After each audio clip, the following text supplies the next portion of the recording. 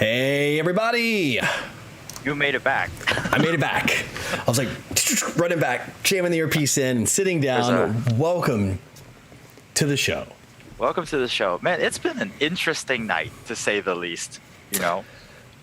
It's been an interesting, year. I know. This year has been full of interest. Yes. That's a very polite way of putting it. Yes. Well, given the fact that right before the show, I mean, if everybody knew, we're 5 minutes back, because right before the show, I actually had to do an emergency bathroom break.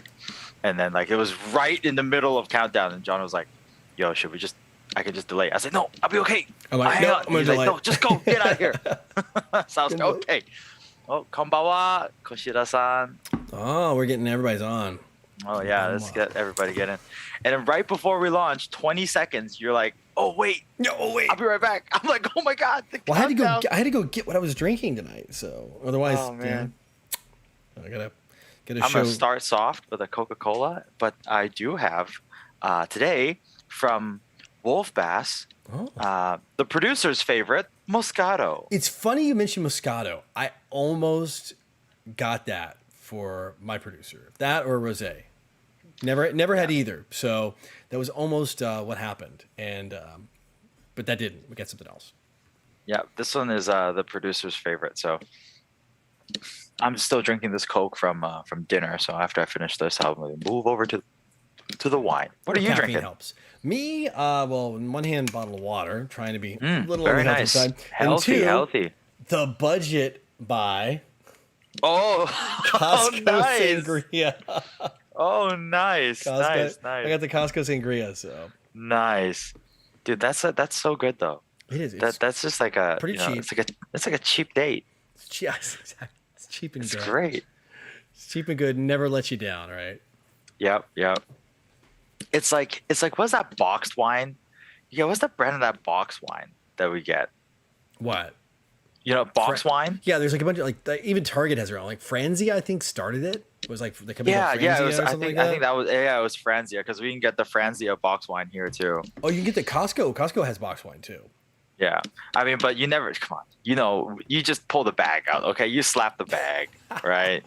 Slap. Yeah, it's never done. When it's empty, you're like, first off, you get to all right, I gotta pull the box out, then I gotta lean the box to get gravity to help, and then it's gone. You're like, it's not gone. We're not done yet. You're like, no, caveman style, ripping the top of the box off. That's right. And for those of you that have never experienced box wine, because I had to explain to the producer, instead of it coming in a bottle like that, it comes literally in a box, and inside is the foil bag. And when you open it, you punch out a little perforated thing, and you can pull the spout out, and it kind of locks back in, and it lets you dispense it, and it keeps it for longer. You just put it in the fridge. You have to be this is such an American invention. It's like, hey, let's fit 4 bottles of wine in a bag, in a box. That's in a box. That, by the way, is the correct dimension, so it fits on a shelf in your refrigerator. And you just walk up and you just hit it at the tap, and you fill up your glass, and it's yeah. Masaki knows about the Franzia. Yeah, that's the good. That's like the good of the bad. It's just it's every once in a while, right? No, box wines for college and for moms. That's or for random nights out, dude. Speaking of this kind of cheap liquor, we we have Smirnoff Ice at the 7-Elevens here, right? Right, I've seen that. So we have that, and we have the Sky bottles too. The Sky bottles. So Smirnoff Ice is what we used to drink when I was in high school. I mean, whoa! I mean, when I was that age. I mean, I'm not promoting underage drinking here. I'm not that cool. so there when life was normal, when we would go out, there would be a point of the night where we would just look at each other in the eye and be like, it's that time. And we would run into 7-Eleven, and then we would grab Smirnoff Ices. Okay. And then there would be us in front of 7-Eleven with our Smirnoffs, and all the kids looking at us like, what the heck? You just these old people. What are y'all doing? Just the look of disapproval. And that's when someone approached me and asked which college I was going to which I started laughing. Yeah, you're like, I was like, what? That ship sailed a long time ago. Yes. Back in my college years, HKU? same thing, except it was Zima. That's dating myself. Zima. Mm. If you guys, for those of you who like are ever trying to guess my proper age, university years, Zima, put them together, you can definitely do the math. So Zima actually is making a comeback though. I think it's like this super nostalgic thing. Oh man. So if you don't know Zima, Zima is like the first like, I don't know if it was like, because he had Bartles and James, which was around forever, right? Bartles and James like the original wine cooler, right? But Zima was like that first slightly fruity Smirnoff icy kind of like generic for everybody to drink kind of. It was basically an alcoholic Sprite or 7-Up, for lack of better description. And it's like a seltzer with fizz and sweet, slightly sweet. It was made in Memphis, Tennessee, of all places too. Oh, so yeah. Make it a comeback. It was like its own thing. It was like top of the pile, like it was everywhere. And then all the other companies realized, like, oh, we can do this too, like Smirnoff Ice and Sky and all that. And they all got into the game, and it just pretty much killed them at that point. But yeah, there was a time when like there was all different kinds of that bottled vodka stuff here, and definitely. For those wanting to do the math, Zima came out in '93. Yeah, exactly. There you go. Thanks, Megas, for ratting me out there, bro. I appreciate it.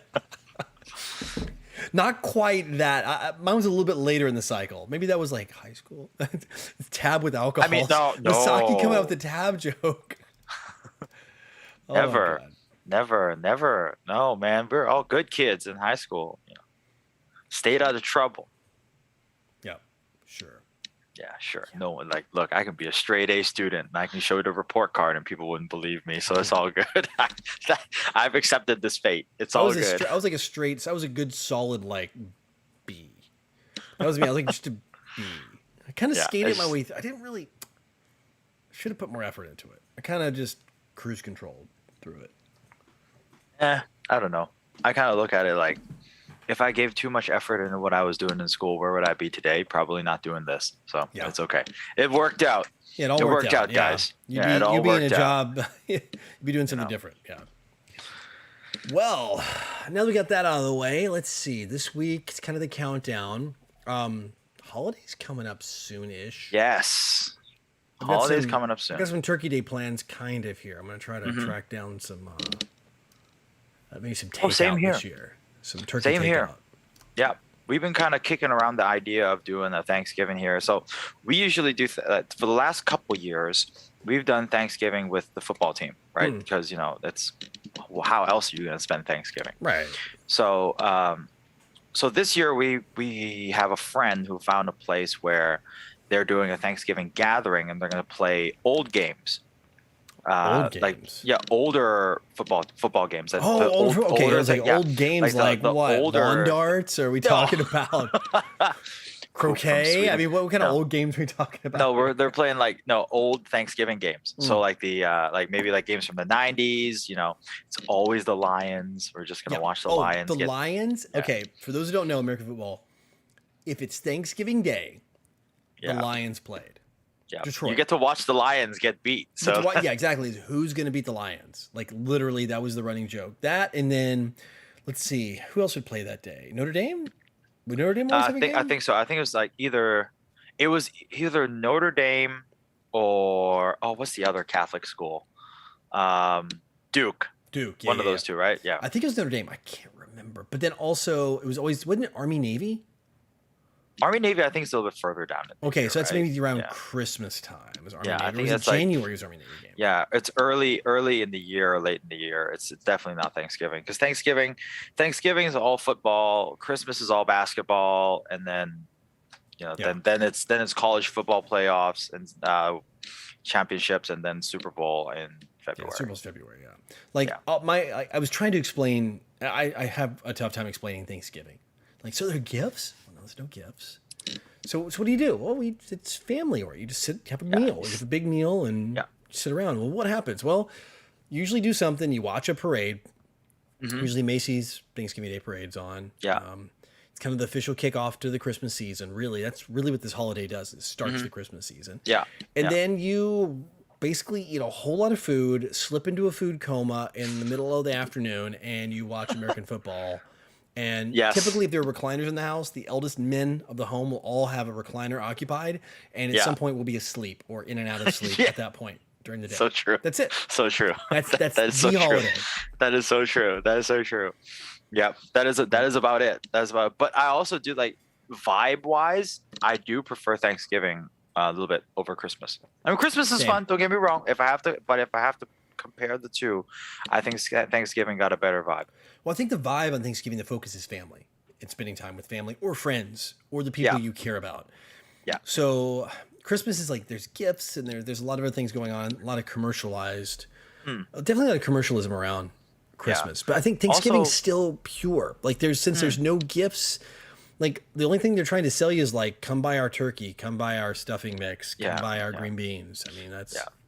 Try our gluten-free, non-GMO, whatever, tofurkey, or like, this is our organic vegan, pumpkin pie, Yeah. And Magus is like, it was about lawn darts. He's like, you mean the one game where you fire an arrow into the air and you have to be a chicken to stand there the longest? Close. They outlawed the lawn darts going back around. Lawn darts was, I think it was made illegal in like the 90s or in the 80s. Well, Because people are getting seriously injured. Yeah, well, according to Inside Job, they've been shipped off in the 80s. Shipped off to that one city in Colorado, right? Or yeah, Wyoming, that's right. That's right. Don't want to spoil it for everybody, but the producer and I, we sat down and powered through all 10 episodes. It was good. It's hilarious, right? There were some moments where I'm like, oh God, this is just kill me. Yeah. Because it's just some just overplayed. Yeah. But the ones that they hit good. Fantastic. Yeah. They were fantastic. Yeah, they were. So they're very good. lawn darts, basically they were these big, it looks like the darts you throw at a dartboard, right? And you really would set up like a number thing on the ground in your grass in your yard. Except these things were about that big, big old sharp metal tip on one end and huge plastic fins on the other. And you were like, like javelin style, launching these things out in the air and trying to hit targets on the other side. How could that be dangerous? Hurling a huge metal dart, like the size of American football, at another object, and it's okay for kids to play. I mean, back in the day when there was no TikTok, I think it would be safer. But now that there's the advent of TikTok, I think everything is dangerous. Yeah, I'd be like, let's see who can catch the lawn dart. Let's do the lawn dart challenge. Catch it with your mouth, guys. Yeah. Oh my God. People would do it. Oh my goodness. Look, they're walking across milk crates. Okay. What? Oh, that milk crate challenge. Yeah, the milk crate. I don't judge, but I don't get it. Maybe that's where I realize I'm getting old. Yeah, maybe. I don't know. Anything. Basically, it's like amateur episode of Punk'd, or I don't know. What was that show with Steve-O and all that? Jackass? Yes, Jackass. Thank you. Yeah. Johnny Knoxville and all those guys. Yep. Oh, anyway, what do we got going on? Let's see. What else this week for our show? We're going to be covering what to do as things open back up. Mm-hmm. Number one, don't play lawn darts. Yes. That would be the first recommendation. Second off, travel. Yeah. So. Well, the reason we want to talk about this particular topic, at least for where I am, is when the world was normal. This time of year where people usually plan out their end of the year travel, or already doing their end of the year travel, because either you work in a job where it doesn't allow you to take that precious December month off, or alternatively you do work in a job where you've gotten all your December rush finished, and then you can actually go travel in December. Yeah. So I feel like this is a good time. We can kind of talk about this kind of topic. Well, this, and then also people who travel for Chinese New Year, people who travel for Thanksgiving and whatever. Oh yeah. So preparing for, I guess, get into the first topic here. Preparing for the reopening. There are countries out there that are already kind of opening back up. Thailand is one of them. A friend of mine just went. I think right now the thing for Thailand is you just got to test negative, and you have your proof of your 2 shots from one of the recognized vaccines, and you're good to go. Cool. And again, the issue is now, I think, as people open up, it's based more on the return policy. Yeah, it really is. You know, because like getting out, like if you can go to countries, getting out's no problem. But coming back, you could be stuck in a week or two or longer. I Yeah, know or here, 6. yeah, or 6 here in Taiwan for Chinese New Year. Now, I'm not sure if this is going to stick or not, but here in Taiwan for Chinese New Year, they created a new policy because there's basically not enough rooms, like hotel rooms for people to stay. There's only like 30,000 or so. Right. And over 40,000 people have expressed interest or more have already booked. Like all the flights are booked, and I think it's gone over that. Or it's they're trying to recruit more hotels into the program because if you're going to be a quarantine hotel, you can't allow mixed visitors, meaning people just to stay as a hotel and also do quarantine there. It's either you have to Right. choose one or the other, and there's only so many government facilities that are open too, so many beds. So I think it's 35,000, something like that, maybe 40,000 total all in. So it was 14 days. Now they're doing 7 plus 7 if you can show proof of vaccination. So full vaccination.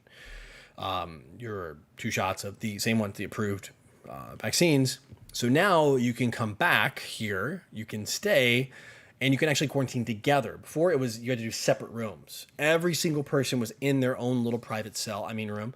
And Room. Sorry, that slipped out right. Room, Susan. Room. And you were there for 14 days. Now it's 7 days, and you can if you're traveling with someone, you can stay with them.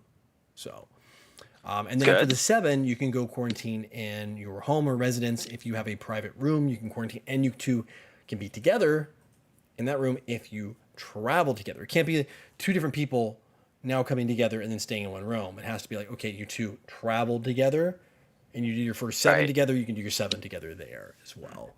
And that's so 7 plus 7 is not bad considering you can actually be at home and do things. Yeah, that's very true. But, and Magus brought up a good point, travel to Europe. It's a lot of questions right now. Like things I think Europe seems to be pretty chill, to be honest. Like from everything I'm seeing, Europe seems to be like going in as long as you're vaxxed up. You seem to be pretty chill going into Europe. And then, like, I'm seeing places in France and Italy and other places. Like they're kind of, they've just, most places have kind of gone back to business as usual. They just live in their lives. Some places require you to have a mask on, but it is what it is, What's here? I mean, you pretty much still mask everywhere at this point. You can take it off outside to eat if you're sitting by yourself. It's 100% mask mandate here. Yesterday, I think yesterday or the day after, it was some one of the reporters on the news was making a really big deal in the fact that we have 2 new cases. 2. Yeah, that's like here. It's like 1 or 2. Same kind of deal. End of the world, man. But I think it is what it is. I think honestly, the only between Hong Kong, Taiwan, and mainly China's been dealing with their own outbreaks lately. But they're like we're like the last few bastions of like quote unquote zero COVID, right? Yeah. So, but I think they realize they're going to have to open up. I think if you do the 7 plus 7 here, you're going to find with 50,000 people coming back for Chinese New Year, it's going to hit. It's going to, I think they're finally realizing you got to live with this thing, right? Yeah. Yeah.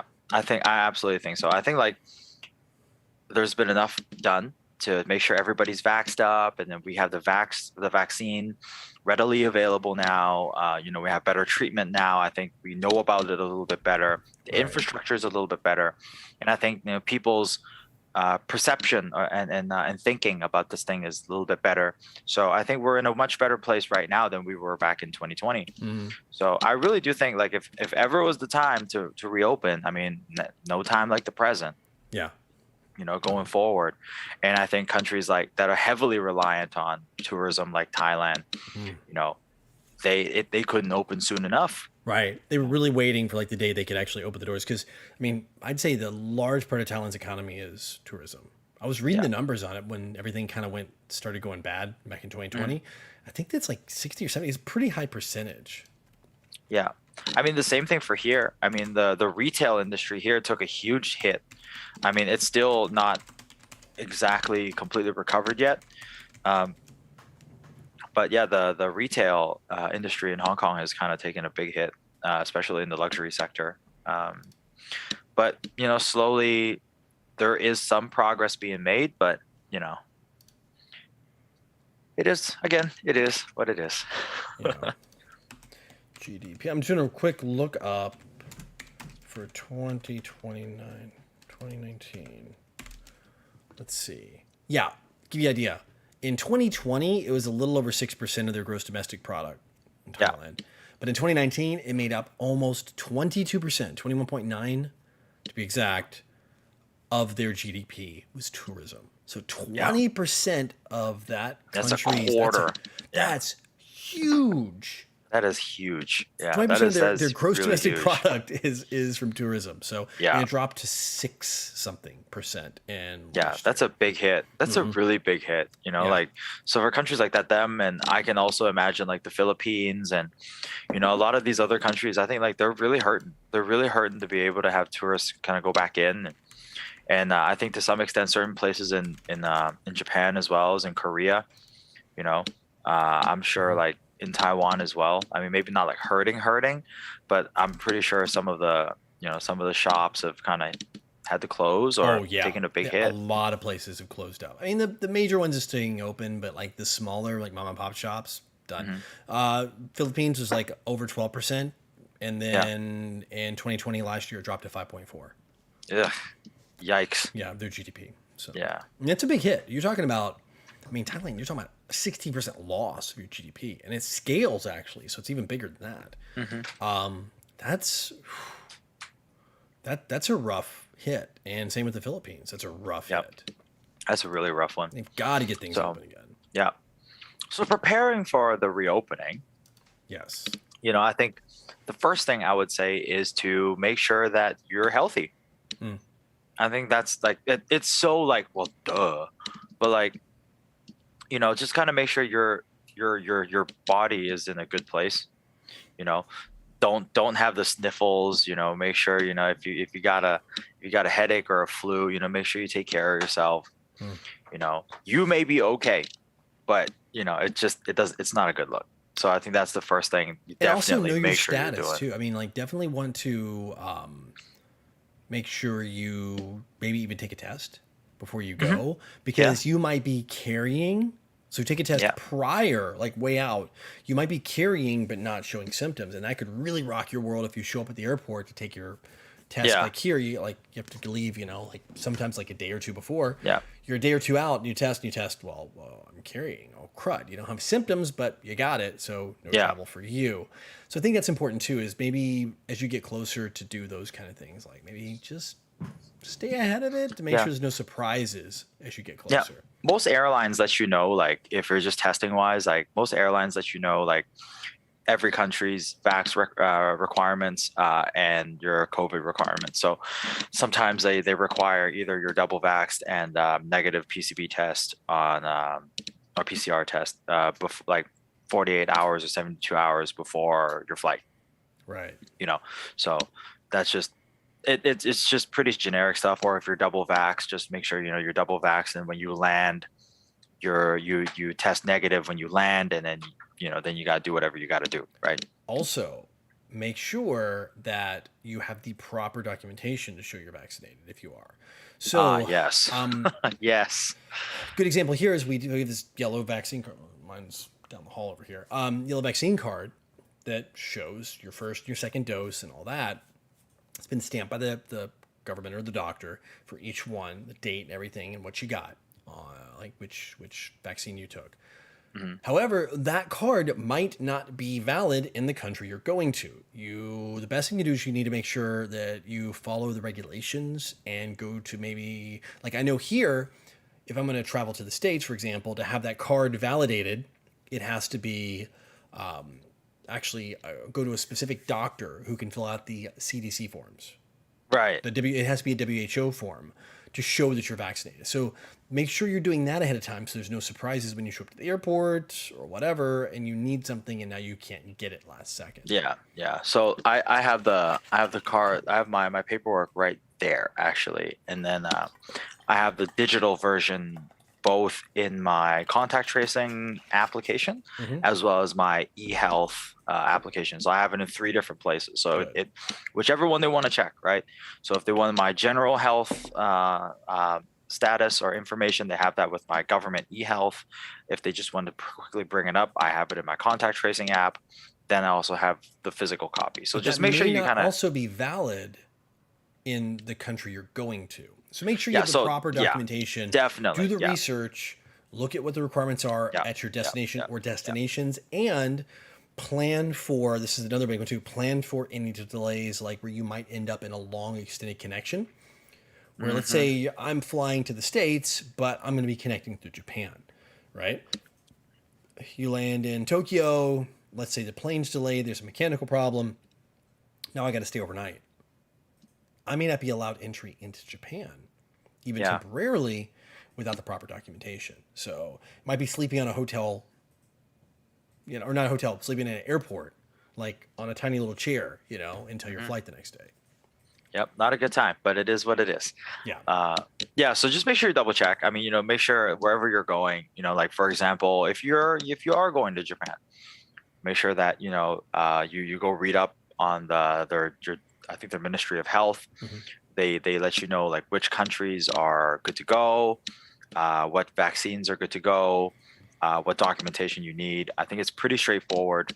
Um, just double check from there. Again, you can always check with your airlines too. Your airlines would absolutely be the easiest way to get your information from. You Yeah. call them, they're just gonna let you know, Yeah. right? Like they want your business, so they're gonna let you know. They They need, really want your yeah, business right now. Like, they need really. all of it. Shout out to Captain Nick. Yeah. Another story from Captain Nick. Oh my goodness, he friend of the show, Captain Nick. Shout out to Captain Nick. He got called in for work, emergency work Oh. on I think Monday. Actually, it was supposed to fly out on Sunday because they only told him last minute on Saturday. Oh. And he said, "Well, that's a little too soon. Can you give me some time?" I said, "Yes, we'll give you 24 hours." Literally 24 hours, and then like he had to fly out Monday morning. Wow. So the reason why is because the local authorities here have changed their rules for flight attendants and cabin crew, as well as the pilots. Is now like if you are both flying, right? You're not even on the if one goes, comes back, he leaves, you get in the plane, and one of them tests positive. Guess what? You're stuck in quarantine too. Because you're in the same confined space Yeah, that the person because you're in that was. same cockpit. So Oh. so that's what they have. Wow. So two people tested positive for COVID, and then they sent 28 pilots into government quarantine. Oh. One on this end, one on the other end. Wow. Yeah. So they weren't even in the same part of the world. But They were both they're anybody that shared the cabin that they yeah, were in exactly. for, I guess, whatever that time So period it was those two, their cabin crew, and then then they quarantined other pilots, 28 other pilots at the government quarantine facility in Penny Bay. And then so Nick was like, well, he's like, is there anyone else you can ask? He's like, no, there's literally no one Nobody else. else. You're the flying. last one. So Nick had to go fly, and then Nick came to our office, and he was telling me, he looked at me like he's never gonna see me again. he's like, look, buddy, I'm just gonna tell it to you, Rio. I have two options. Either one, I fly, I come back. They don't even have a return date for me. Supposedly it's on the 22nd, but I don't even know if that's ever gonna happen. So either I try to come back on the 22nd, then I go instantly into 3 weeks worth of quarantine, or I fly essentially for a month. And then if on my return trip, if he's negative, then he can just leave the airport and go home. So he's either working for a month or goes to 3 weeks quarantine. I just go ahead and work for a month and earn the paycheck. I'm sure that's probably the better way to go, right? Well, yes, but at the same time, like he's flying a plane, not driving a bus, right? True. So that's it's a little bit different. Yeah. Are we talking about short hauls or what? No, Nick only does like long haul. Oh wow. So he does Hong Kong, Europe, Hong Kong, Australia, Hong Kong, North America. Jeez. Yeah, he does none of the intermediate stuff. He had to ask, like when life was normal, he had to ask if he could do Japan. Oh really? Yeah, he had to ask one of his pilots if they can swap. Interesting. I always thought Yeah, that like the long haul flight's like the one that everybody wants, the one they work up to, right? right. But like how I was told by him is kind of like, when you're there, you're set, Yeah. So right? don't want to give it And up, so right? yeah, Yeah. Don't. and he's like kind of like a second officer, but now he's just like now he's bumped up to like he's got to fly the damn thing, right? So he's got to do the thing. He was sitting in the know? third seat, kind of there and go where he takes a break. He's And now kinda he's like like, nope, it's you, yeah, bro. exactly. You're He taking was like off and kind of landing. like I'm just here. He's here to look pretty and get them coffee. Now he's got to do it all, right? And so yeah, poor Captain Nick. He's oh Well, my goodness. that's a quick way Feel to get bad a for him. promotion, right? Yeah, That's that to is. go from like That second is. officer to actually, hello, everybody. I'm your pilot, Captain Nick, today. I'll be. Stu, you have no idea. Nick has actually said that to us when he was at practice. He said he had to do like a couple of long hauls. Like yeah, he also ended our show for us like that too. But he did a couple of long hauls where he felt like he was on such autopilot when he was making these announcements that at the end of when he finished saying what he needed to say, he asked himself, "What did I even say? What am I even doing?" What am I doing? But that's the reality of what we live in now. But good for him. Good friend of the show there too. Yeah. Oh, what else? So I'd say prepare your health, kind of Yes. flip back around everything. And I would also, I don't know, prepare for, I guess, based on what you just mentioned, prepare for potential delays and redirections. So, Yep. Definitely.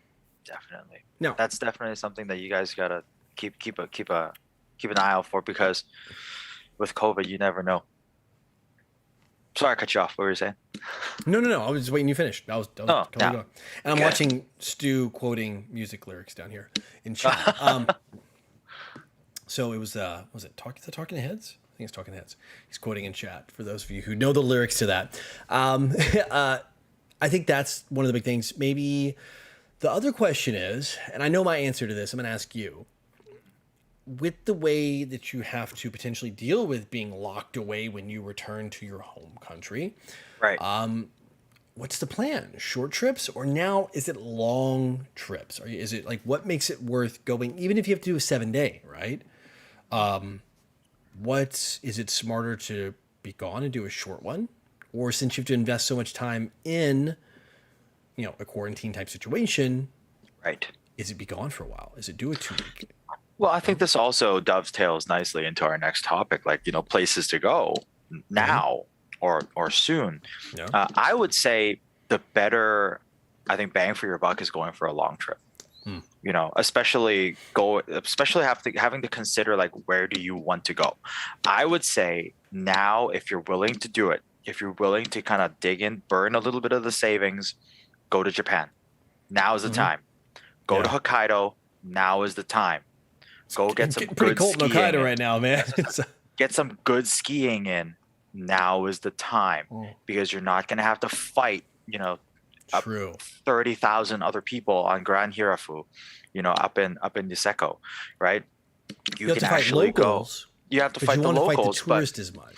but the locals are nice, so you're good. That's the good part. You That's don't have right. to. You have to deal with the tourists. You only deal with Yeah. the locals, and that's right. We're domestic. So the thing is like again, like kind of what we've been touching upon, right? The foreigners that are there are the ones that want to be there, right? You're not going to deal with the obnoxious, foreigners. So the foreigners that are there, they're going to be the nice, friendly, deferential type of people. So I would say I would definitely go for a long trip. I would definitely go to places that were traditionally more touristy areas like Hokkaido, because you're going to get more pristine snow if snowing and skiing and snowboarding is your thing. You're going to be able to go to those onsen hotels that would traditionally be booked until next season. You're going to be able to get into those. Also, you're going to finally be able to experience a lot of these places with the local people. So Not like elbow to elbow. Exactly. crowds. Yeah. Instead of, tourists every 3 steps, there's still going to be tourists, but they're going to be domestic tourists, right? They're going to be the people from that country that's going to be there, experience it with you. So if you go to like some of Ginsan Onsen, right? Like at the where Spirited Away was inspired by. That place would be a fantastic place to go. And since you're gonna have to bite the bullet of coming back for a quarantine anyways, take your paid day, your paid days off, and just go. Also, I think it's one of the locations from Spirited Away is here In Taipei. Oh, I'm pretty sure. Let me ask the producer. It's a mountain. It's a mining village, right? Up in the mountains outside of Taipei. What's that area called? That's they used in the Spirited Away. What's it called? Jofen. Yeah, that's it. I'll look it up. well, Stu's It's right there. Juifen. Yeah, Juifen. It's a gold mining. It's an old gold mining town. Had whatever. And, yeah, I know where that is. Yeah. And you'll recognize the photos. Like you'll see the stairs and the steps. And if you ever watch Spirited Away, you'll see these images. And you're like, yes, that's from that. Yes, absolutely. Yeah. Yep. Yeah, for sure. It's an old gold mining town. Yep. Yeah, so that's definitely what I would do. What about you? For me, it's a trade-off. I'm looking at Europe possibly, for me personally. But that's going to be a mix of work and pleasure at the same time. Then go back to the States to see family, which I haven't seen in years, plural. However, if I'm going to travel around, I think I would take the same advice you're giving, but I would go a different direction. I would try to find some of these areas that have been over-touristed, like by far. So maybe you do Cambodia, the Wat temples. There's always been a high crowd of people. It's kind of become dirty and overrun. Very true. You could do something along those lines, or flip it over. And we talked about this earlier. Go to the Philippines. Go check out like Palawan or El Nido. Those two areas have always been over tourist because just that's where people go. They get jammed in, and it's kind of stomped on the wildlife. But now you can go and check it out. My third recommendation is one that's open. For us here at this point, and I've actually been eyeballing it, and it was kind of cost prohibitive for a while, but the price has come way down. Palawan, or not Palawan. What am I thinking of? The place with the jellyfish, producer. Oh, Palau. Palau, thank you. Yes, I was like a Palawan of like the Philippines. Palau is this geography? Yes, I got this. So Palau and this cracker. Right, yeah, you. Well, it's not too far. It's a short trip. It's actually a travel bubble for us here. Oh, really? Taiwan. Yes. God, Palau's beautiful. It's travel bubble, so you can just go. You got a test. You get a test at the airport, then you can go and you can test when you get back, and you're good to go back into the real world. You don't have to. There's not a quarantine process. Paging Masaki. I'm thinking of a trip idea. Yes, right. So you can do the jellyfish in the lake. You can do that the whole shebang, right? And it's open at this point. So someplace like that is typically very over touristed. Yeah. And you're ending up in a situation where you're gonna be not experiencing it like. You see the picture of like it's just pristine and nobody's there like that. The person gets there. The person that took that photo is probably the travel agency, and they shoved everybody out to take the photo. Right? Yeah. If you can go and get that feeling. Yeah, you can go and actually get that feeling there. I would probably do something along those lines where you're going to get a chance to experience a piece of nature that hasn't been in this condition for quite a while. It's going to be declining because of over tourism. So that's a good call. That's a good call. Yeah, but that definitely works for you though, because you got the travel bubble, right? Yeah. Well, I mean, that's a bonus, but not necessarily it. I would say look at those areas that are those bucket lists. Maybe some ocean, like anything with the ocean, anything dealing with like nature, where just.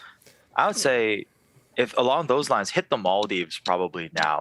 Oh. Because the hotels are going to be probably half the price of what they were. That's when I went. If you're down for relaxation, that's the place to be. I mean, there's really nothing to do there, other than chilling and drinking And so you know, whoever you go with, make sure it's the right person. If not, you're gonna be bored out of your mind.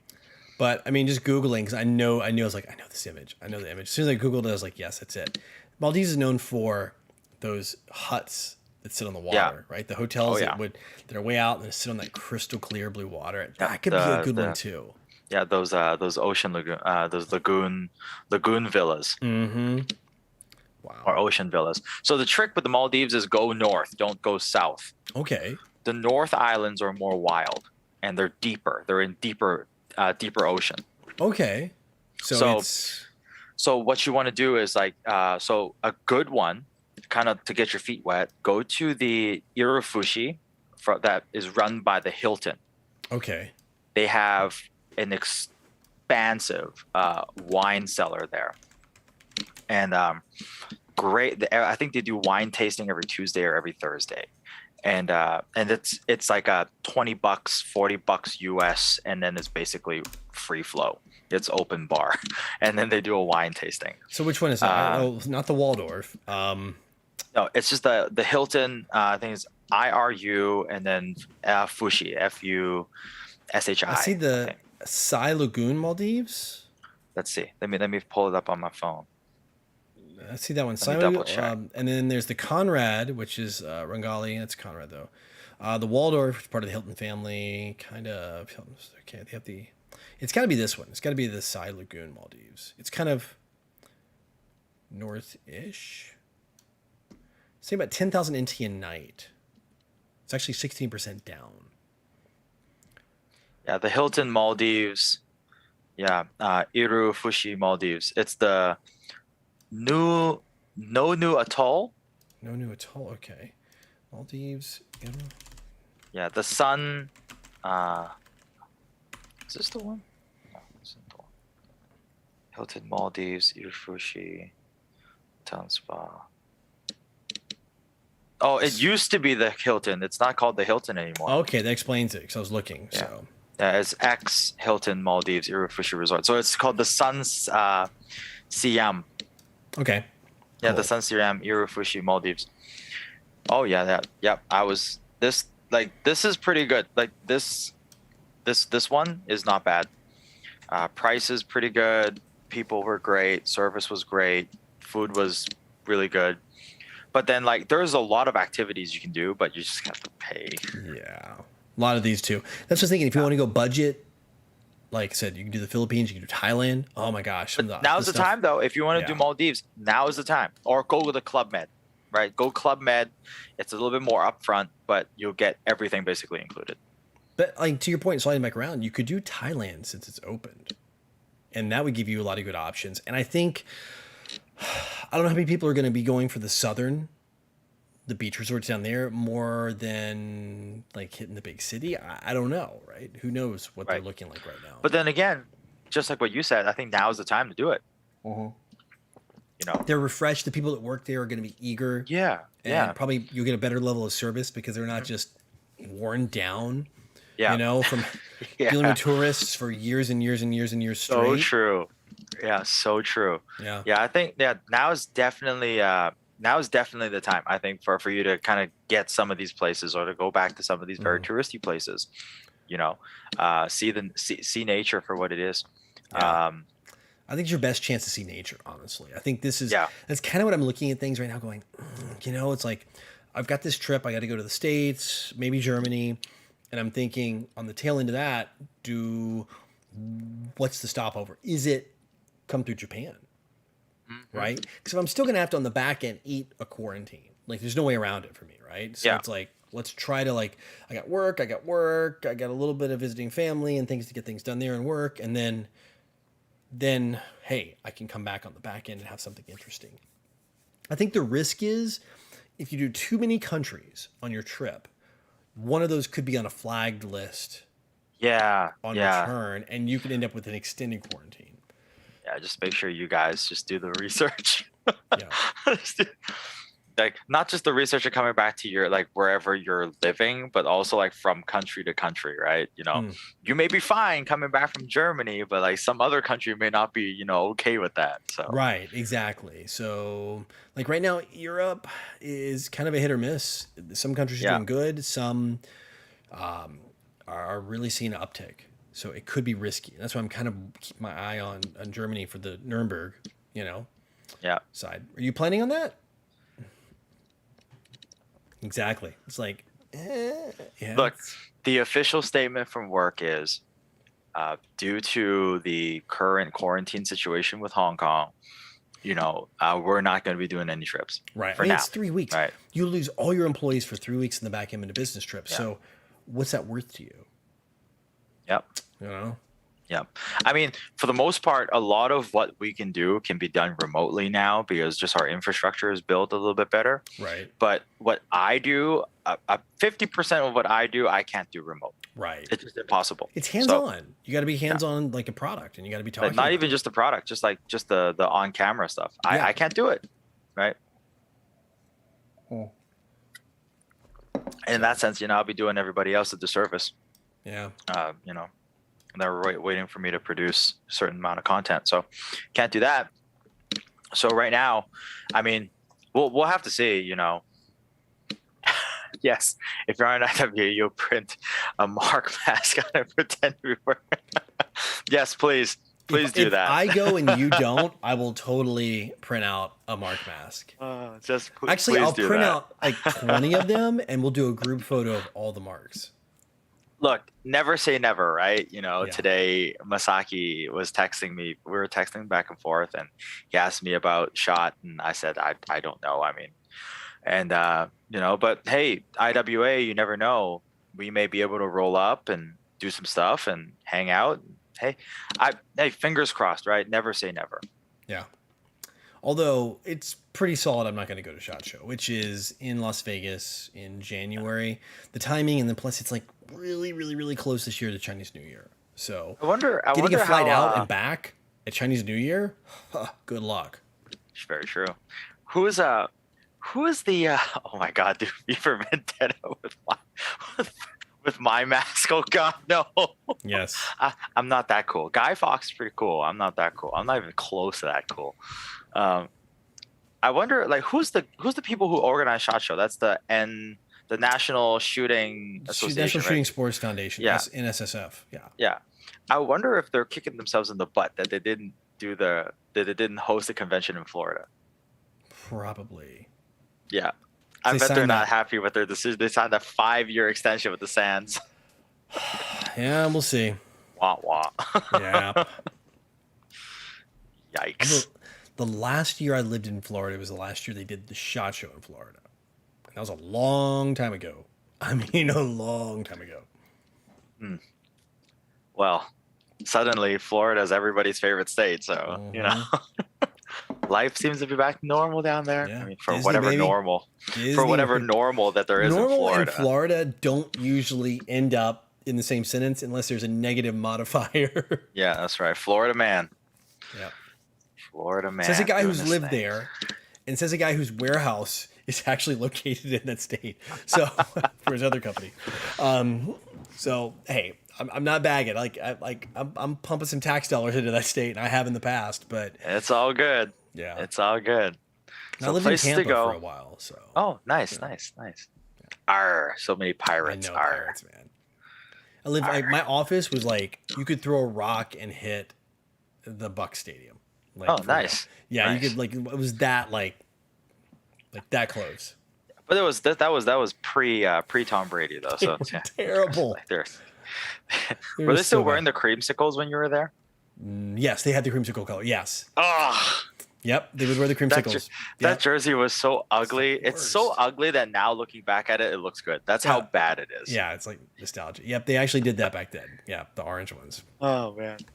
And white. So again, we're back around full circle to American football. We're Yeah, it boring is. our I mean, international viewers. look, we're working up to Thanksgiving, right? So, Private Bumpkin, since you're back in the States, earlier we were telling people the great tradition of Thanksgiving, where we get to watch the Lions get beat every year. Yep. So, Yep. Who And are the actually, I got Lions family. playing this year? I got family. Producer, in could you Georgia. check and see who are the Lions playing this year for Thanksgiving? Detroit I wonder who the Lions are playing. Oh, look, the Lions finally. Oh, the Bears. Oh, they're playing the Bears? They're playing the Bears. Oh. Well, oh my goodness. The only thing better if they don't play the Bears, they would have played the Jets. Oh man, it'd be like the Tank Bowl. Let's see. Army Navy. Oh, yeah, you're right. Army Navy is December 12th. Yeah, I knew it was kind of end of the year. Yeah. Oh, Masaki's going to shot, and he doesn't get to hang out with the Wolves. Yeah, that is really weird. I know. Because last year we were in shot, and it seemed like the world was normal, right? For whatever normal was. Yeah. It was just that. I think that was the last time we were all together. I know. Physically, you're right. Yeah. Wait. Was that, or was it in Tokyo? It was shot because IWA was cut. Yeah, it's cut. Yeah. Yeah. Yeah, wow. IWA was cut.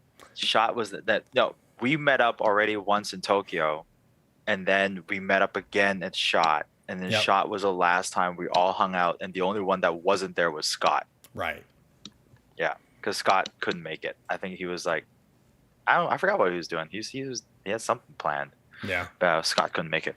But yeah, the only one missing was Scott. So that was wow. That was. Speaking of that, I think that'd be a great co-host for one of our shows. Scott? Scott needs to be on. Oh, yes. Dude, the guy just got to get back up. Yeah. I know. He's got a lot to talk about. A lot. Oh, yeah. Scott will be amazing. Yeah. Scott, yeah. I think he's not even in Scotland right now. He's down in England. Oh, is he? Okay. Yeah, he's down in London. He shot me some pictures the other day. He took a picture in front of this kind of like he was at a Japanese place, or like at least some kind of Asian place. I posted on my IG stories, and then he's like, "Oh, guess where I'm at?" And then I'm like, I had to really kind of think about it for a second. He's like, "Oh, I'm just down in London." I'm like, you." Yeah. Yeah. Magus was talking about trying to get a refund for his flights after IIWA was cut. I only got maybe half mine refunded. I lost a lot of money last year at IIWA. A lot. Yeah, so did we. Thank you, Tactical Starseed Roman. Thank you for the thumbs up and support our channel. Really appreciate it. Yeah, if you have some friends you think that this kind of casual, Monday morning, evening, afternoon content is something that can get them through their day, send it on to them. Yep. We talk about travel, food, lifestyle, culture, stuff that doesn't revolve around our day job too much. No. Sometimes we'll touch upon it, but we like. It's part of our lives, of course. Yeah. But it's not the heavy topic. But there's plenty of content that we have and still do put out that surround that. We want to do something just like check our brains out of the day job and do something different. Yeah. That said, are you ready for this to end up in a podcast form? Fine. Oh, totally. So our Facebook group right now has the ability for us to put audio on there.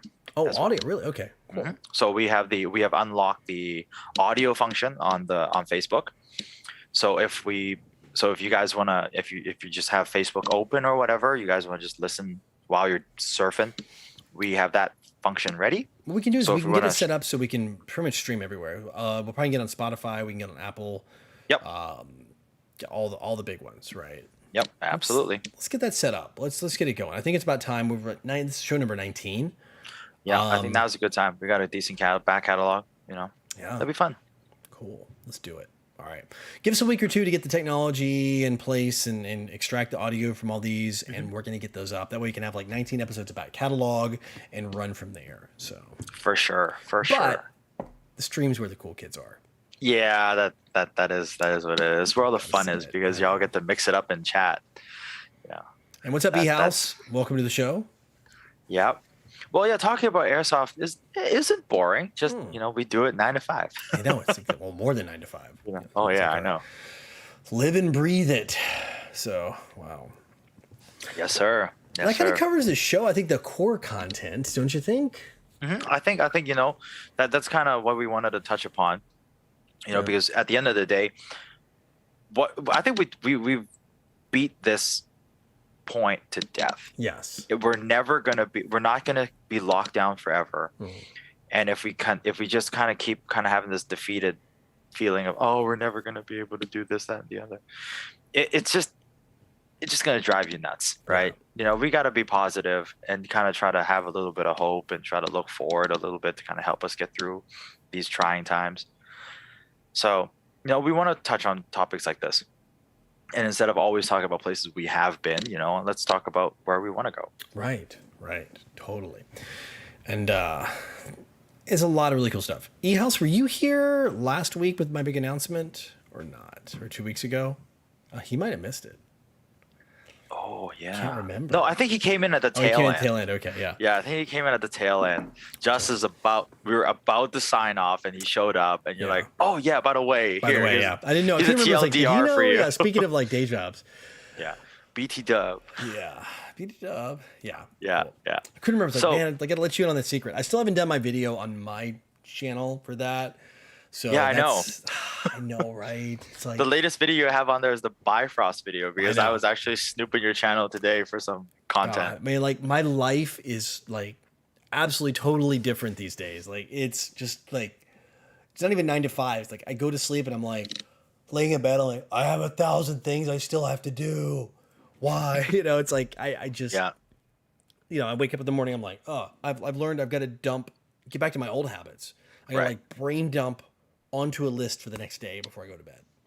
Otherwise, if I can't purge it from my brain and put it on paper so it's like there, I'll like 2:30 in the morning, I'll be like, I need to go pay this bill or do this thing, or I didn't review this document, or I got to make this document for the dealers, and so it's like big facts. Yeah, big facts. I mean, like that was kind of like us when we were overhauling the website, right? Like we had to do a soft launch and then the hard launch, but then leading up to the soft launch was 3 months, and then like imagine having to overhaul like 90% of all your product descriptions in 3 months, just like it's like you said, it's changing for you. That's like changing the tires on a car that's going down the road. Yeah. So. Yep. Yep. Hu Jing Young says, do I need more staff? Yes. And absolutely. Right now, it's just getting, like, my biggest challenge is I got my first shipment. It's in the water somewhere between here and Florida, or here and actually South Carolina, technically, is where it's going to land before it gets driven down. When that first container finally gets there and I can actually get it out, then I'll be in a position where I'm going to start looking at making some hiring decisions very quickly. So, you're probably looking for someone over on that side first, though, right? Yeah, I think my first. I mean, not to like start throwing my out there. I'll probably end up going in the sales route. Right. Someone in sales with some service experience. Yeah, pretty much somebody in the industry, probably, or not necessarily in the industry, to take over the accounts. Really. Right. I think that's gonna be the first big chunk, and of course, hiring sales is the most expensive chunk. Right. So your highest paid person in the company. So in that case, that'll be my first move is sales, and then kind of out from there. I already have service taken care of, but that's through a different arrangement. So it's using that's on a case by case basis, because I mean the average run for like the failure rate for VFC products like sub 1%. So it's not like well, especially for that particular series that you're selling too, right? Yeah, high end, and I don't have a digital MOSFET, so I have an analog MOSFET in there. So those kind of things. Since we're talking about day jobs now, so failure rate's incredibly low. So for repairs, it's not a big deal. So from the service side, I have process set up late, but I don't need full time for that yet. But eventually. Yeah, it's better prepare your resumes. It's always good to prepare a resume. I think this is something that in my old job, my old supervisor always told me about. Anytime you do something in life, especially your career, always immediately update it to your resume. True. That's very, very true. Always keep a good handle on it. If you have a LinkedIn, I keep my LinkedIn refreshed every month. Every month I go take a look, what's good, trim the fat, keep it streamlined, post all the new stuff that's necessary on it. So that's a pro tip for any of the younger listeners out there. This is something that I would highly recommend you do. Always keep a handle on your resume and your CV. For those of Keep you who looking good. actually had my LinkedIn, you would have known about Senpai before I announced Senpai. Because I had Senpai already updated on my LinkedIn account before anywhere else. That was like Damn it, I don't have your LinkedIn. not many people do. I haven't added anybody to my LinkedIn since I worked in IT. So Man, that's a long time ago then. the good news is the IT resume request, the IT job request have stopped finally. I would get like on the Right. weekly, hey, Amazon's looking for a service delivery manager in this city, or hey, we're looking for a director of this or a VP of this. I would get all that. I mean, all Yeah, the time. yeah. Like DMs like, do you want to interview for like a VP of service delivery for this organization? It's like, no. You know, Oh man. No, like I used to get a lot of because of my old job, I used to get a lot of retail sales operation stuff. So I think one time I had the Hong Kong branch for Tiffany reach out to me. oh, nice. Yeah. So that's when I was doing luxury goods. Well, you did a lot of high end product anyway. Yeah, I worked did. For I did. High end camera company, like High-end cameras, wine and spirits. yeah. Then we did jewelry. We did hi-fi and audiovisual products. It was basically a distributor, but it was an importer. It was luxury of, brands. luxury importer. So that's basically what we did. So Because the customer and- base overlaps. Once Yeah. you're at that tier, typically Yeah. that tier customer is buying a lot of the same parallel products, right? So Yeah. it's like what LV brands, and then who's the other one? We used to have LVMH and Richemont Group. Richmond Group, yeah. Because they were one of our clients back in IT, and then what was the other one? Was it B? Was it? BV Bulgari. Yeah, I think it was on BV. It was somebody else. Yeah. It was we did LV, and then we had another one. There was the other big luxury group. Oh, I'm trying to remember. They weren't in my account portfolio. That's why. But I did some of the stuff with the LV stuff. But Yeah. but we did stuff for both of the majors, and like their portfolio, I was like, huh? They own this and this and this. I mean, it's like some of Yeah. the stuff didn't make sense that they were dealing with. Like, oh, we're in liquor and we're in jewelry and we're in technology. I'm like, how do you own that kind of catalog? Then I started, obviously you start working and you're like, oh, okay, the That's customer why. overlaps. Okay, Yeah. Yeah. Well, eHouse has a friend stationed in Guam. He's meaning to visit, and one of our ideas is to meet in Japan exactly for such a thing.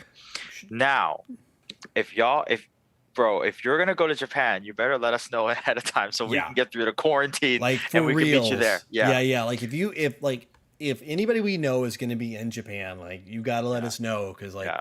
We'll we fight may through be quarantine able to go hang out. Yeah, we might be able to get there and pre-plan and figure this thing out. So Yeah. And Masaki has already kind of teased us. I won't say tease us, but kind of put out the idea a few times about going to some whiskey places over there. We were supposed to do it last time. I mean, we went to the Hibiki restaurant. So I don't like. I know, Dude, it's like I'm super happy. It is what it is. I know, It's right? just, ooh. Like life goal check Yeah. done. Yeah. But yeah, for me, like I did Kavalan here. Whiskey's amazing. Their tour, Yeah. No good. not. Like, here's your self-guided tour. Go walk your way through it. It's like 5 seconds and you're done. I was like, oh, this sucks. Like, I mean, really, it was just like they kind of just did the compulsory. I maybe there's some private tour I missed, but I will say this, like comparing it to something like the Jack Daniel's distillery tour, it's like not even the same league, the same category. It's like Right. high school team versus the pros. It's that level Right. difference. I was like, yeah. Thank you, Freedom 762. I'm just Yeah, the enjoying tour, my the nice glass of wine. Kavalan, yeah, their tasting room's great. Their tasting room setup, it's like it's free and it's pretty good. They hook you up with it. That's the bonus. Okay. Is it kind of like, here's our tasting room, and then the staff casually walks out, or like there's someone there supervising you? So they're supervising. They're doing the pours. Oh, and okay. distributing, So it's not the Appleton estate where and at the end of the tour they're like, okay, why don't you try out all of our rums? And the staff Just leaves. That's great. And everybody's just drinking all the nice stuff, and you're just smashed. Yeah, you're trashed. And I think their plan is they get you trashed, and then you exit through the gift shop, right? Yeah, yeah. And you're That's like, exactly that was what they great. do. Let's buy some. Did you like this one? Yeah. So we have a special price. Usually we sell it for here. Now it's here. Like, oh man, that's so cheap. Give me 3. Yeah. You're blitzed. You come back and your credit card's like, I spent what? Yeah. How many? What? Oh. Yeah. Good God. I still Good want to times. do. I want to do the Highland tour of all the whiskey distilleries. I know that in Oh, chat right yeah. now, chat's all about that. That whiskey right now. Yeah. That would definitely be. Yeah. See, this is where we need Scott to be here as well. So 'cause Scott, I think Yeah. Scott would definitely be the guy to drop some knowledge on this, like where to go. I already know what I'm going to call I already know the title of the episode for them. Okay. So Okay. Yeah. We won't spoil it. We'll just, do it. perfect title. Oh, it's done. Done. Okay. I just we got to text him and see whenever the man is back in Edinburgh. Wait, Ho Ching Young asked one question about airsoft. Didn't watch in detail myself. The host watched Tokyo Marie's new product video yet? Ugh, I can't do Ugh. it. I can't do it. I can't watch Tokyo Marui stuff. I just can't. It's just I can't do it. I look, I'm cringy enough as it is when when I'm on camera. TM is on a whole different level. I just can't do it. Yeah. I think people were looking for a bigger hype. What, you mean the VSR 1 wasn't hype enough? Yeah, the VSR 1.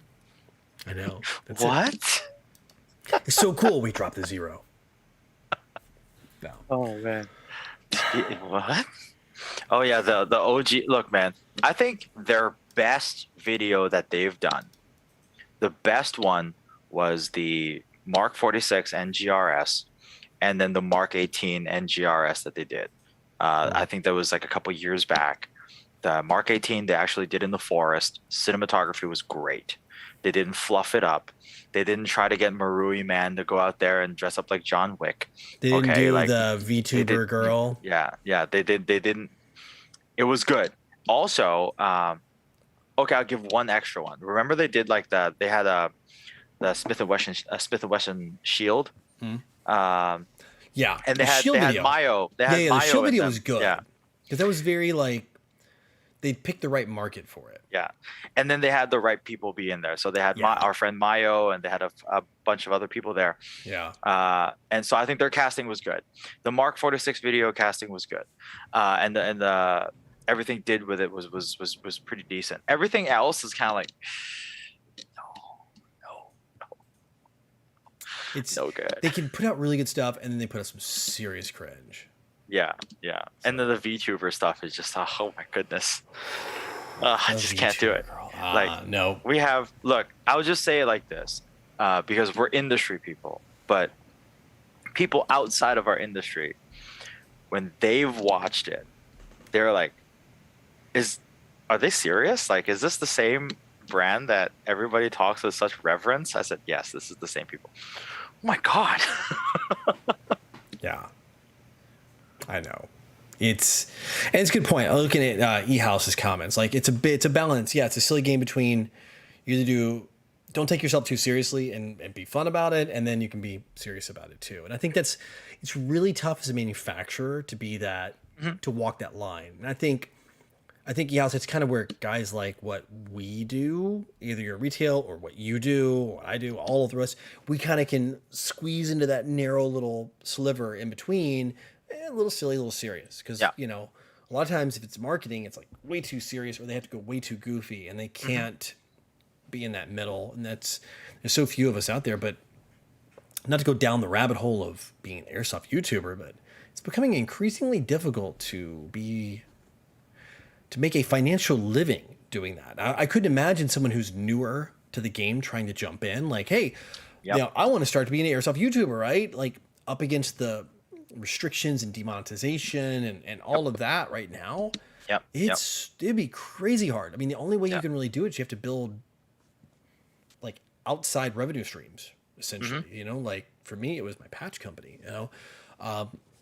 otherwise, there's no way I could have made a living. Now, when I started YouTube, it was like basically as YouTube just chipped away at the ability to make money in the airsoft world, I was able to supplement and build up outside revenue streams. But Yeah, yeah. I think the importance is, on the content creation side, like, let's just be honest to what we are. Like, we're literally just grown men on the internet talking about toy guns, right? Yeah, I mean, just keep exactly. it real, right? There's no sense of being overly serious about some things. You can, but you don't have to. Like, just calm down, right? And then on the other hand, you just you want to still portray the little bit of maturity into that. And then going back to what you're saying, with if you're kind of starting out, yeah, is almost impossible to just kind of think about doing this kind of airsoft video content creator as a revenue stream. You got to do gameplay at this point. If you want to try to make any kind of revenue from YouTube, any kind of money, you got to go for the massive views. You got to go for the over the top click, like Stu was saying there, clickbaity, and go for like gratuitous, gameplay. Yeah, well, even gameplay though, I don't think it's going to be super viable as a means of generate. Yeah, I would say gameplay would be probably the best and most neutral way for you to get an outside revenue stream, where you can have a store sponsor you or you can have a brand sponsor you. Then it doesn't put you in a position where you feel like you have to, sell the product or whatever, if that makes you feel uncomfortable, or to speak on their behalf or whatever. So some people don't like it. Some people can still maintain the neutrality, but whatever, right? People gotta do what they gotta do. Let me ask you right in chat, because I've really been debating. This may be a good time since we're at the end of the show. I've kind of got an idea of what, like with my change and obviously huge change, I can't do product reviews anymore, really, and be objective. I mean, I can be objective, but I think the perception of me being objective is going to be challenged, right? Because if I say something about another product, like, hey, I like this, but I wish they changed this, that opens me up to attack. So I mean, like that, yeah, like live stream, you can't even like hold, like I can't carry an airsoft product without being like, if I show a product in the video, I have to be very careful about how I do it and what the words I use for not to get flagged by YouTube. A lot of my later videos here have been demonetized. Use a retailer, you don't have to deal with that because you're not trying to make money on YouTube as much. I mean, your job is, it's a marketing department, right? Yeah. So for me, I'm thinking, okay, do I live stream a little bit? Could, do I stick to the Q&A? Definitely. Or do I switch the channel to almost lifestyle? And I talk about my new endeavors, right? I talk about what it's like to do this whole new world. Like, here's a airsoft YouTube guy that's now doing distribution, and actually going from promoting and analyzing and studying products to actually selling the products. I mean, do I cover my life? And do I do a full shift on the channel? Like, how many people am I going to lose? How many are going to keep? I'm curious. Like, would people want to see more of, like, maybe a little bit of a lifestyle vlog? Like, hey, a day in the life. Here's my day. I'm running around. I'm doing these things. I'm having to deal with these issues and these challenges with building a company. Right. And all the stuff. I think that'll be interesting. I think that'll be interesting in some sense. I think like yeah, Herman has a good point. Do a little bit of both. I don't see why not. I mean, I think from your perspective, kind of showing people, hey, I went from doing content creation to now, representing a brand and bringing in the product. I think gives a lot of people an idea of all the stuff that goes behind. Like the products that we use. Like, for example, I was having a conversation with somebody today. They're talking about the internals of a certain product. And they said, well, why can't this company just do better? I'm like, well, at the same time, you have to think about, the company is OEMing for somebody else. And then, what is the background company willing to pay the cost of the product? I mean, you want a product that doesn't break, guess what, is going to be more expensive, right? So you just can't point the fingers, oh, this company is a bad airsoft company, because just it's that kind of stuff that I feel like you can make video and stuff like that kind of like makes people understand a little bit more. Well, yeah, like, if the gun gets too expensive, the product gets too expensive, it's like you start getting the comments, well, I can buy a real one for that price. Well, do you want it to be built as like a real one? You're gonna have to pay real prices. If you're gonna build like a toy, it's gonna be toy prices, and you got to find that balance in between. It's just not. but yeah, it's interesting. Like, and he also saying like he would like to see the industry side, right?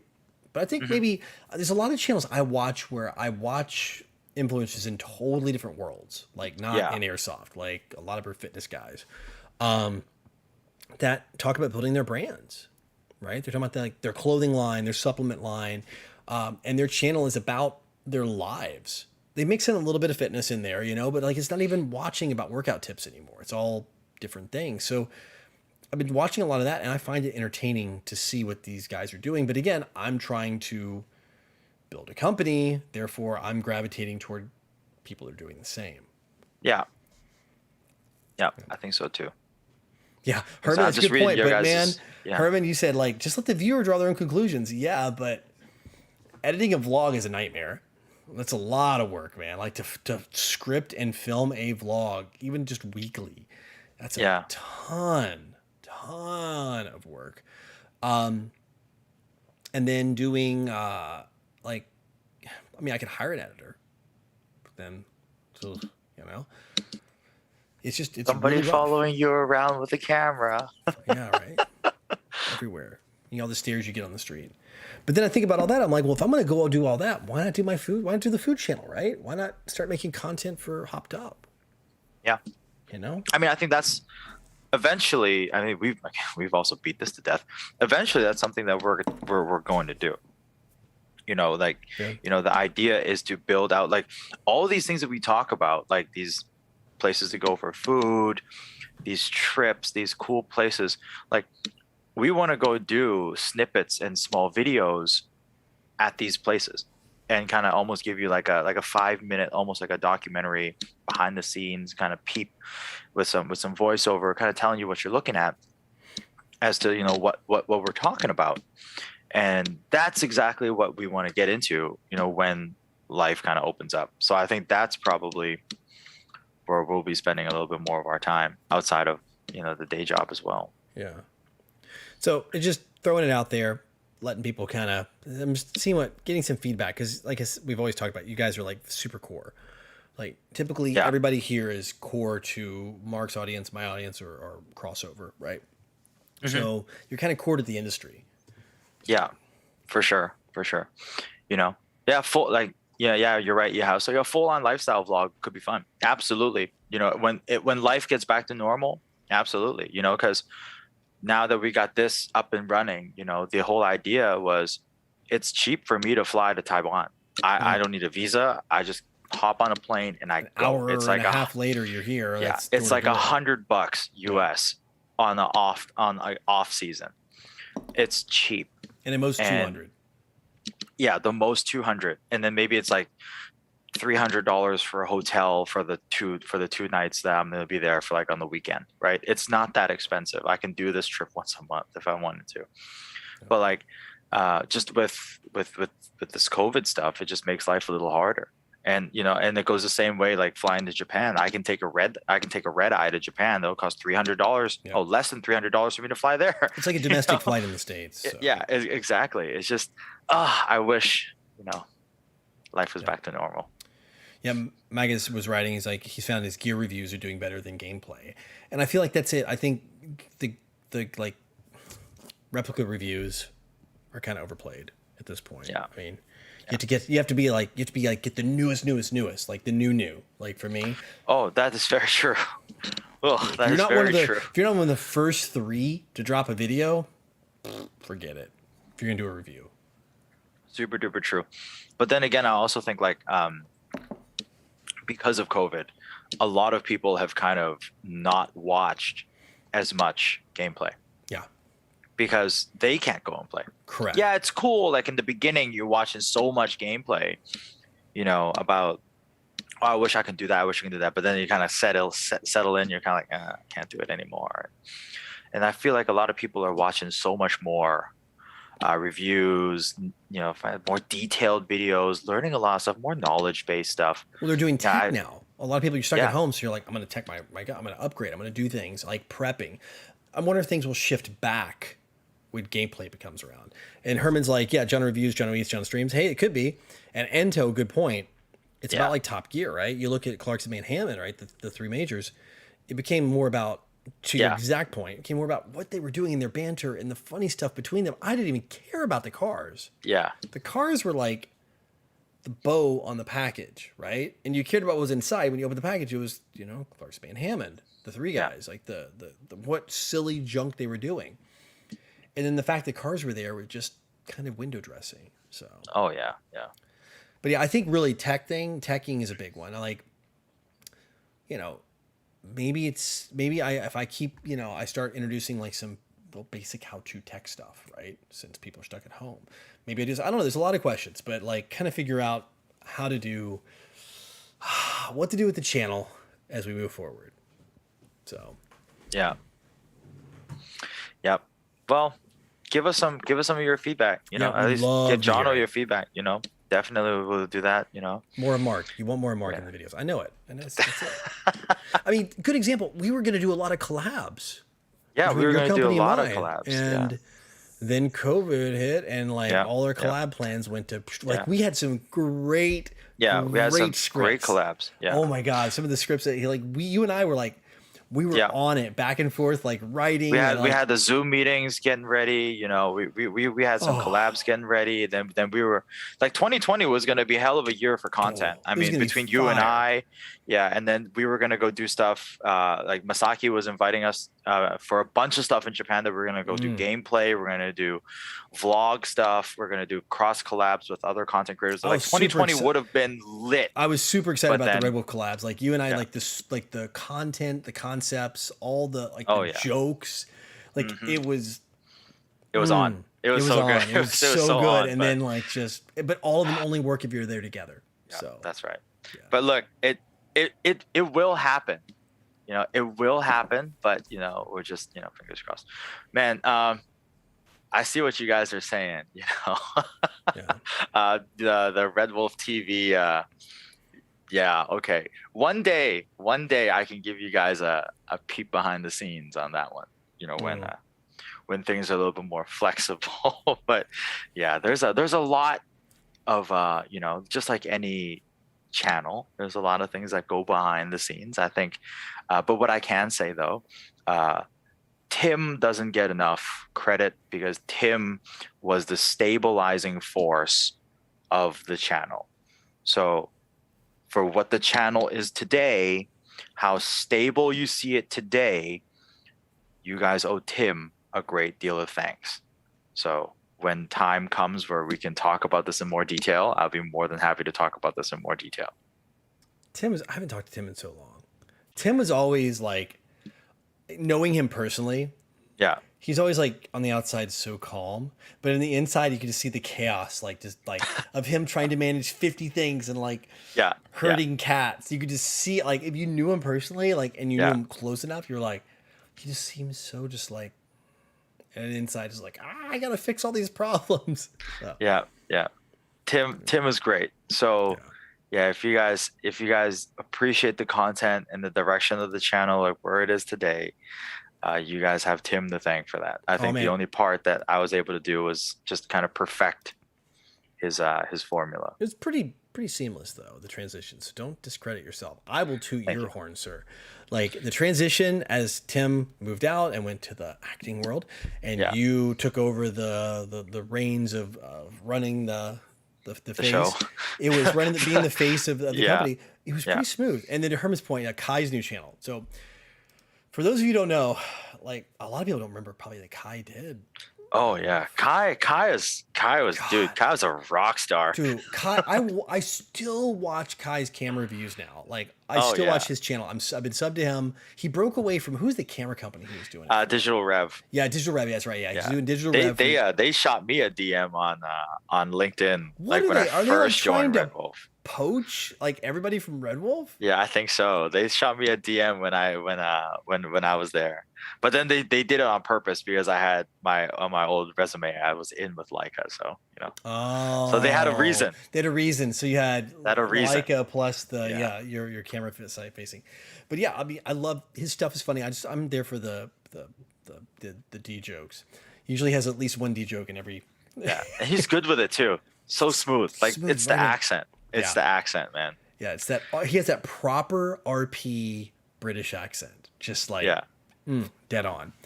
Yeah, And he's so hilarious. good, so He good. is. He's what we always want Jackie to be. Yeah. Yeah, The proper RP with the jokes. yeah, that's right. Oh, well, on that note, we're going to leave RP and D jokes as our parting gift to you this evening. Yes, sir. It's our gift. That's right. Wow. The D. We're gonna leave you with the D. Wow, what a way to end. So, but if you, what is Kai's channel now? It's called something. Oh man. So guys, if you guys have any questions or any suggestions for Jono and for myself, just shoot us a couple of messages. We will love to hear back from you. Okay, it's Kai W, by the way. That's his channel. Oh, so if nice. you want to check it out, it's so good. Yeah. But yes, if you want to, like I said, we're down in the comment section or in the description box. Marks and my both our socials are there, so you can just grab them, pick them up, and you can harass us in the nice way. Yes, in a nice way. Try not to do it during like 9 to 6, please. Yeah. As Herman said, and in that bombshell, we're going to end this show and move on to the next one. Yeah, I do need to squat with a belt. You're right, E-House. Like it's You still But, not squatting with the belt? Well, here's the thing, right? So it's only been okay. We're gonna end on this one. It's only been recently that that my back's been giving me some. It's been talking to me. Well, my lower back's I wonder been why. Maybe it's complaining. because you're not squatting with a belt. Well, yeah. Well, How it's much you also doing? What's your rep weight? right now I'm doing 3.5 plates. 3.5 plates. Yeah, on the That's squat. your So normal rep. that's That's normal. Not your max. that's my max. That's your max, my okay. that's It's your I'm one doing. rep max. Yeah, my 1 rep max about 4 plates. That's It's like 4 200 kilos. Yeah, so it's 4 plates on each side of 20 kilos, and then plus a 10 kilogram. So So 4 you're almost it, yeah. Yeah, so I can do 1. 60, That's my 170. single rep. Yeah, 170 single rep. yeah, Wear a freaking belt. yeah. I think I should. Anyways, hey, thanks guys for watching. Looking forward to episode 20. So are we. Peace out. Have a good one. Stay hopped up. See you guys.